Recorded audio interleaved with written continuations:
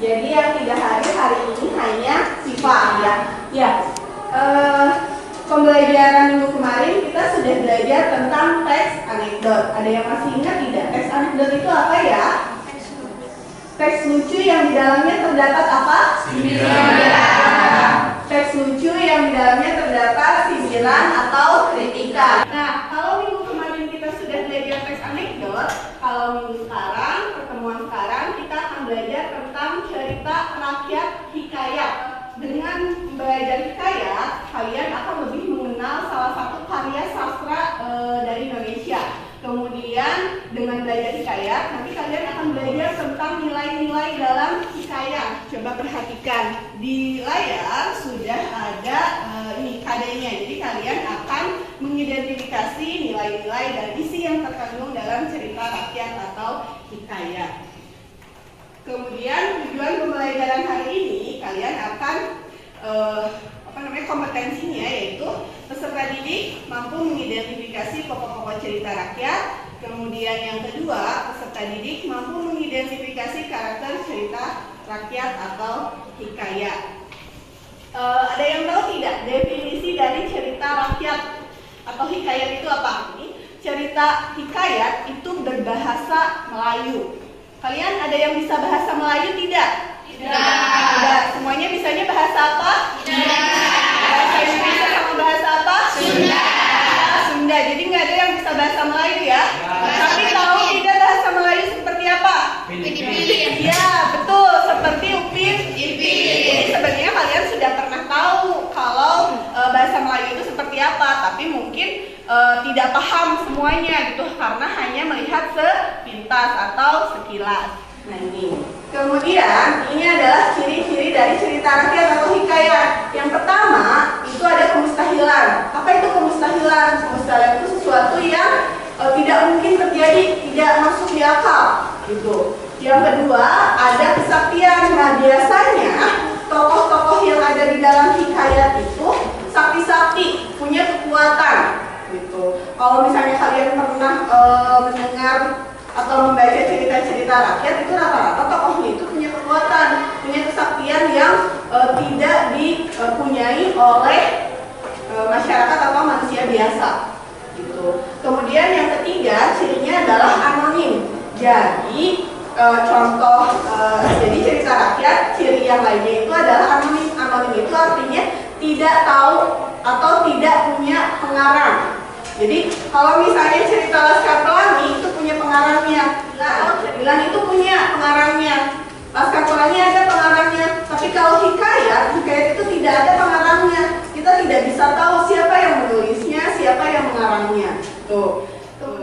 Kemudian yang terakhir, ciri hikayat itu adalah istana sentris. Artinya biasanya hikayat itu berlatarkan sebuah kerajaan. Selanjutnya, nah dalam hikayat itu ada yang namanya nilai-nilai. Apa itu nilai-nilai? Jadi nilai atau hal yang bisa kita pelajari, pesan yang bisa kita pelajari. Yang pertama ada nilai moral. Yang kedua ada nilai sosial, ketiga nilai agama, keempat nilai pendidikan, dan kelima nilai budaya. Gitu. Apa itu nilai moral? Ada yang tahu? Ibu pernah menjelaskan dulu. Nilai moral itu apa ya? Sesuatu yang berhubungan, ya, Najwa.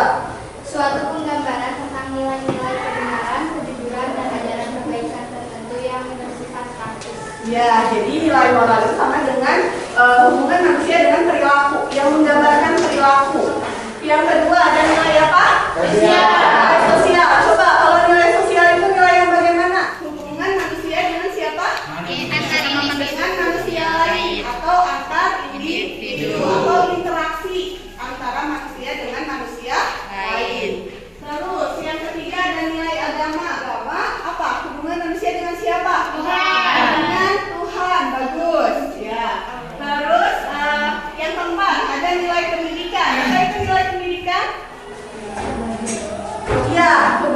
rahasia atau apa? Menggambarkan keingintahuan, mencari pengetahuan, menambah wawasan, itu hubungannya dengan nilai pendidikan. Yang terakhir ada nilai apa? Budaya. Budaya itu apa? Ada yang tahu? Budaya. Adat istiadat. Ya, adat istiadat. Jadi di dalam nilai budaya ini hubungannya dengan adat istiadat atau apa? Tradisi. Bagus. Ibu akan membagi kalian ke dalam kelompok. Ibu akan membagi kalian menjadi 5 kelompok. Jadi silakan setelah ibu sebutkan nama kelompoknya atau setelah ibu mengumumkan kelompoknya, kalian bergabung dengan kelompoknya masing-masing. Siap? Siap. Ya. Kelompok 1, Alia, Arfandiza, Muhammad Fajar, Najwa, sama Siti Laila. Kelompok 2, Cica, Fadli, Renata, Sahrul, sama Tian. Kelompok 3 Firly, terus Melinda, Resti, Wandi, sama Winda. Kelompok 4 ada Lia, Dini, terus Mulia.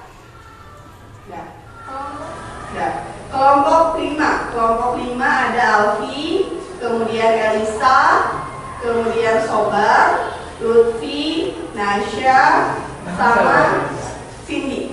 Jadi silakan bergabung dengan kelompoknya masing-masing. Ada yang belum dapat kelompok? Siapa? Karin. Oh ya, Karin kelompok 2. Karin kelompok 2. Silakan boleh berkelompok.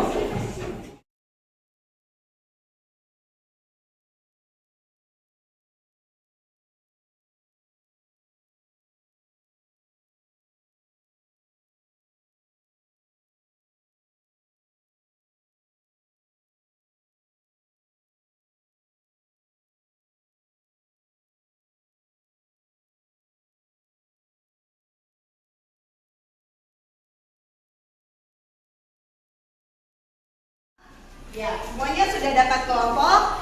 Sekarang Ibu akan membagikan LKPD yang di dalamnya ada teks hikayat berjudul Indra Bangsawan. Nah, jadi sekarang kalian baca dulu bersama teman kelompoknya cerita hikayat Indra Bangsawan. Siap?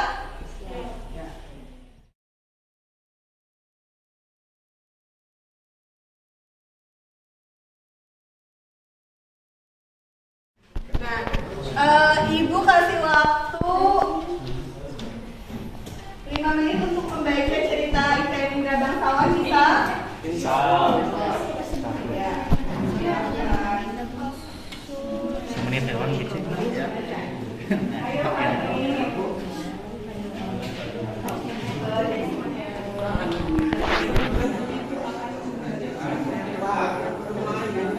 setiap kelompok sudah membaca? Sudah baca? Nah, coba lihat di LKPD yang dibagikan. Di sana ada beberapa pertanyaan tentang pokok-pokok isi hikayat dan karakteristik hikayat. Jadi sekarang Ibu akan membagikan media gambar berseri untuk setiap kelompok. Kalian nanti amati gambarnya. Jadi ketika kalian mengerjakan KPD, kalian bisa sambil melihat atau mengamati gambarnya. Tiap gambar ini menunjukkan sebuah adegan atau sebuah peristiwa. Jadi kalian amati. Kalau di sini, coba di sini ada seorang raja dan seorang ratu yang mempunyai anak laki-laki. Yang satu lahir dengan pedang, yang satu lagi lahir dengan panah. Nah, ini itu adalah raja dan ratu di sebuah kerajaan, kemudian punya anak. Yang satu lahir dengan pedang, yang satu lahir dengan panah. Paham ya? Terus selanjutnya mereka itu pergi kemana?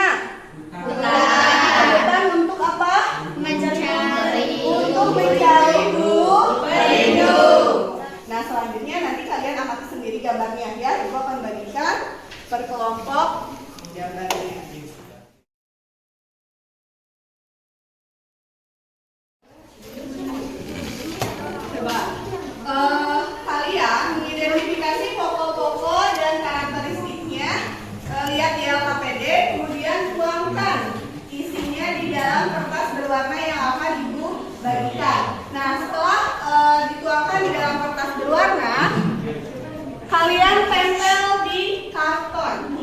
Setelah menempel di karton, kalian akan perwakilan kelompok akan mempresentasikan hasil pekerjaannya.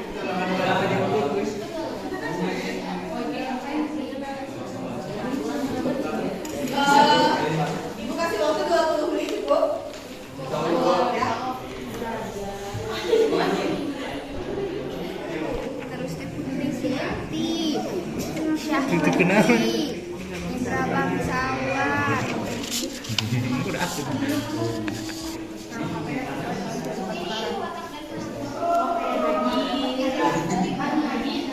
Kalau sudah selesai, silakan kelompok mana yang mau presentasi terlebih dahulu. Boleh. Kelompok lima mana? Ibu minta teman-teman yang lain ikut memperhatikan apa yang dipresentasikan oleh temannya. Assalamualaikum warahmatullahi wabarakatuh. Dengan Nenek raksasa Indra Bangsawan juga bertemu dengan Raja Kabir dan diperintah untuk mencari susu harimau. Terima kasih untuk kelompok 4. Coba ada komentar tidak dari kelompok lain? Komentar untuk kelompok 4? Emang udah baik, cuma ini aja kok. Apaan? Tulisannya? Ya. Terima kasih, sudah bagus penampilannya. Boleh kembali ke tempatnya masing-masing. Selanjutnya, kelompok mana yang mau mempresentasikan hasilnya?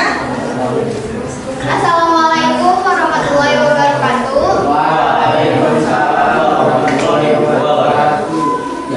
Kami akan mempresentasikan hasil kerjasama kami.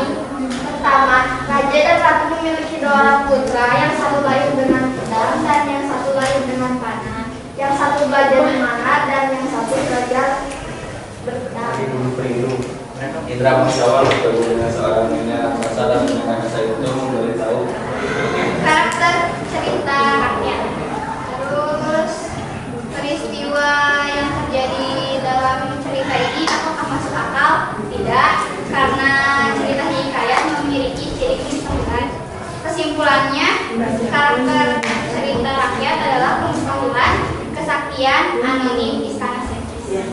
Terima kasih untuk kelompok berapa ini? Kelompok 1. Silakan ada komentar dari kelompok yang lain. ini bagus sih lumayan. Sudah bagus, sudah tepat ya. Terima kasih untuk kelompok 1.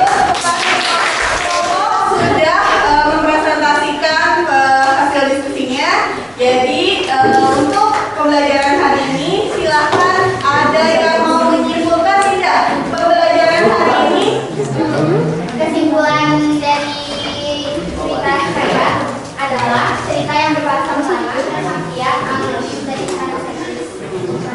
Ya, tidak. Karakteristik dari cerita rakyat itu ada apa saja?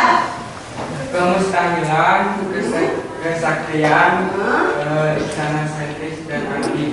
Ya, semuanya sudah tahu ya tentang ciri-ciri cerita rakyat. Tadi kalian juga sudah mengidentifikasi pokok-pokok cerita rakyat. Kemudian kalian sudah mengidentifikasi karakteristik cerita rakyat. Nah, sampai di sini ada yang mau ditanyakan tidak? Tidak ada yang mau ditanyakan? Sudah paham semuanya? Nah, karena semuanya sudah paham. Nah, nanti di pertemuan selanjutnya kita akan belajar menganalisis nilai-nilai dalam cerita rakyat. Ya sudah, kalau misalnya semuanya sudah paham, sampai ketemu lagi di pertemuan selanjutnya. Hari ini mengucapkan terima kasih. Wassalamualaikum warahmatullahi wabarakatuh.